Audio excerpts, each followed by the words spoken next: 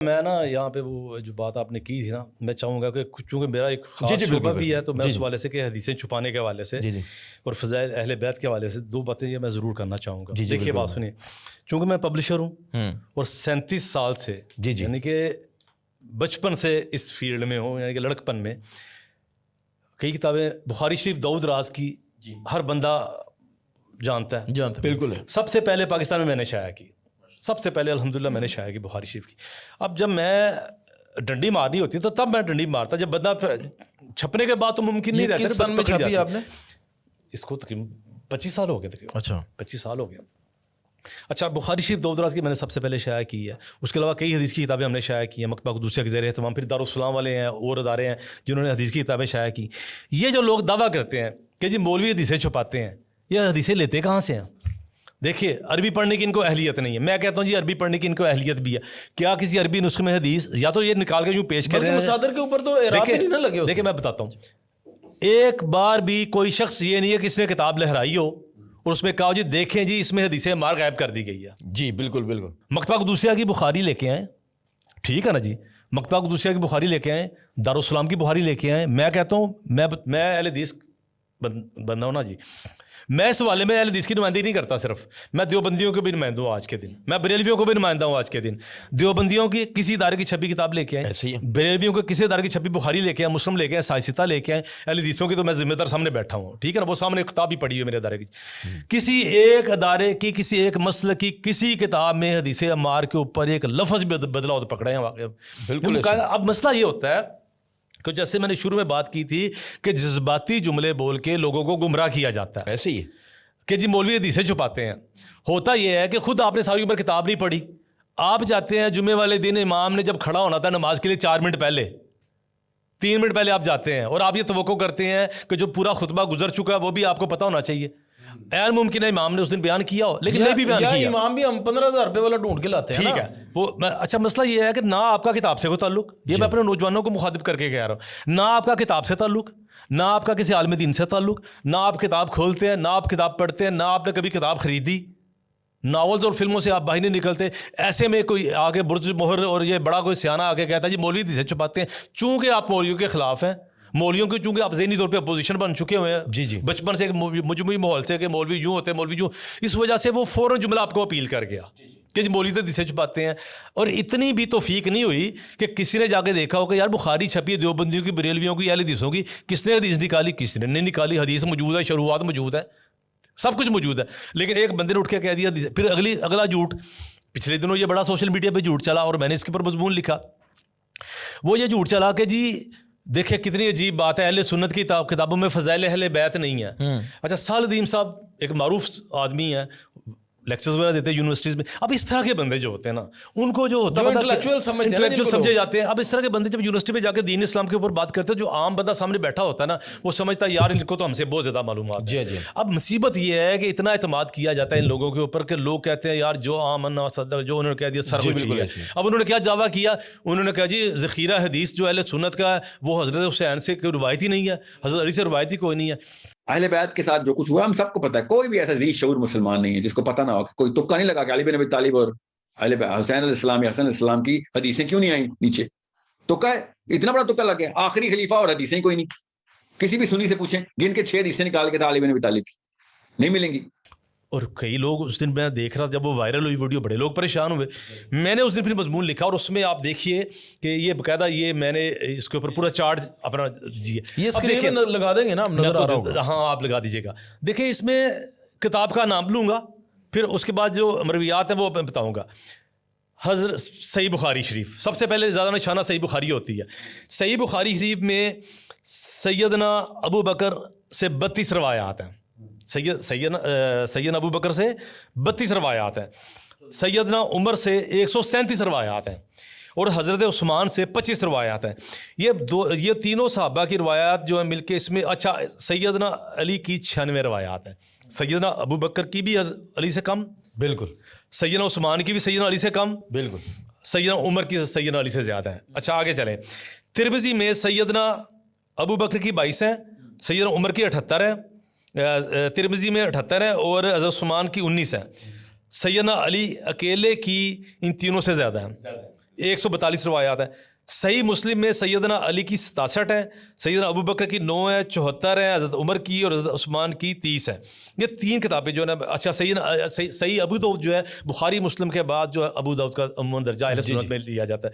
اب صحیح ابو داؤد میں کیا ہے جی؟ ابو داؤد میں ہے جی سیدنا ابو بکر کی 11 ہے, سیدنا عمر کی 76 ہے, اور سیدنا عثمان کی 15 ہے, اور سیدنا علی کی ابو داؤد میں تینوں کے مشترکہ مجموعے سے اکیلے کی زیادہ ہیں, 110 روایات ہیں. بالکل ایسے. اچھا اب مسند احمد اور دارمی یہ ملا کے بقایا سائے ستہ کی یہ 8 کتابیں بنتی ہیں. یہ بنیادی کتابیں اہل سنت کی. اب ان میں ان کا مجموعہ دیکھ لیتے ہیں. اب ان کا مجموعہ یہ ہے کہ سیدنا ابو بکر کی 210 روایات ہیں, سیدنا عمر کی 977 ہیں, اور سیدنا عثمان کی 312 ہیں. یہ بنتی ہیں جناب تقریباً 1400 روایات. صحیح. تینوں خلفائے ثلاثہ کی, ابو بکر عمر عثمان کی 1400 روایات ہیں. سیدنا علی کی اکیلے کی 1583 روایات ہیں. جی جی جی. اب دیکھیں کہا کیا جاتا ہے جی ہمارے ہاں جی اہل بیت سے بغض ہے, اہل سنت سے اہل سنت کی کتابوں میں اہل بیت نظر ہی نہیں آتے. اور بڑی دلچسپ بات یہ ہے کہ سیدنا علی کی یہ جو 1583 روایات ہیں اہل سنت کے ذخیرہ حدیث میں ہمارے شیعہ حضرات کی اس سے آدھی بھی نہیں ہے. بالکل سیدنا علی سے بالکل ایسی. یعنی کہ جنہوں نے جھنڈا اٹھایا محبت کا, ان کے ہاں اس سے آدھی بھی نہیں ہے. بالکل ایسی. مجھے فکر یاد نہیں آ رہی ورنہ میں بتاتا ہوں تو آپ مزید حیران ہو جاتے. اس سے بھی کام ہے, لیکن کم از کم اس حد تک یہ اسی بات سے آپ اندازہ لگا لیجیے جو کہا جاتا ہے علماء حدیثیں چھپاتے ہیں اور ہماری کتابوں میں اہل بیت نہیں ہے. اس لیے کھا رہے ہیں ناظرین, میں آپ کو یہ بات کہوں گا, نوجوانوں کو یہ کہوں گا کہ تھوڑا سا آپ کا تو بھی فرض بنتا ہے نا کہ جو بندہ آگے کہے اسلام آپ کہیں زندہ باد اور اس کے پیچھے چل پڑتے ہیں. یہ تو کوئی بات نہ ہوئی. یعنی کہ ایک بندے نے آ کے کہا جی مولوی حدیثیں چھپاتے ہو, آپ نے فوراً طے کر لیا جی بالکل مولوی حدیثیں چھپاتے ہی ہوں گے, لازم ہے. نہیں ترجمہ کس نے کی ہے؟ مجھے ایک چیز بتائیں, آپ نے اہل بیت کے حوالے سے علیحدہ سے کتابیں کیوں نہیں لکھی پھر؟ دیکھیے بالکل ہے, میں آپ کو بتاتا ہوں. دیکھیے بات سنیے, مسند احمد بن حنبل کی جو ترتیب ہے نا وہ یہی ہے. مسند ابی بکر, مسند عمر, مسند علی, مسند عائشہ, بلکہ مسند اہل بیت اور مسند. اچھا میں بتاتا ہوں, 2 کتابیں اردو زبان میں چھپ چکی ہیں. ایک مسند علی الگ سے چھپ چکی ہے, ٹھیک, وہ کن کی ہے؟ امام احمد بن حنبل کی مسند احمد سے نکالی گئی. مسند علی الگ سے چھپ چکی ہے اور مسند اہل بیت الگ سے چھپ چکی ہے. یعنی کہ اس میں سے وہ سارے فضائل و مناقب جو ہیں وہ علیحدہ سے نہیں ان کی روایات کرتا ہے نا. حافظ صاحب اس کو اس طرح سمجھے نا کہ مسند احمد کی ترتیب کے اندر پہلے یعنی کہ مسند اہل بیت ہیں, مسند اہل بیت کے بعد پھر یہ جو رسول اللہ صلی اللہ علیہ وسلم کی جو بیٹیاں ہیں آپ کے ازواج ہیں, پھر یعنی کہ اس ترتیب سے یعنی پہلے مسند اہل بیت ہو گئی, پھر اس کے بعد اس ترتیب سے ان سب کی جو نا مرویات ہیں. تو یہ مین اسٹریم کی کتاب ہے, یعنی کہ بنیادی کتاب ہے. تو مین اسٹریم کی کتاب میں یہ پہلے سے اہل بیت کی مرویات کی ترتیب اس طریقے سے بیان ہوئی تھی. اس کے بعد اتنا بڑا یعنی کہ دھوکہ دینا ہے. اور یہ اردو میں چیز کا اردو ترجمہ ہو چکا ہے, اور اردو ترجمہ بھی 2 ادارے نے کر چکے ہیں. اہل حدیثوں نے الگ ترجمہ کیا ہے, دیوبندیوں نے الگ ترجمہ کیا ہے, اور ماشاءاللہ دونوں ترجمے چھپ رہے ہیں, بک رہے ہیں. لیکن یہ ہے کہ مولوی حدیثیں چھپاتے ہیں. اور یہ جو بنیاد ہے اس کی, یہ بھی آپ دیکھیں بڑی غور طلب بات ہے کہ اس یعنی یہ پروپیگنڈے کا ذکر جس بات سے سٹارٹ ہوتا ہے, وہ کہتے ہیں بھائی حدیث غدیر ہے, یعنی کہ جس کو حدیث موالات بھی کہا جاتا ہے. من کنت مولا ہو فہد علی مولا. یہ جو غدیر خم والی ہے نا, غدیر خم والی, ٹھیک ہے نا.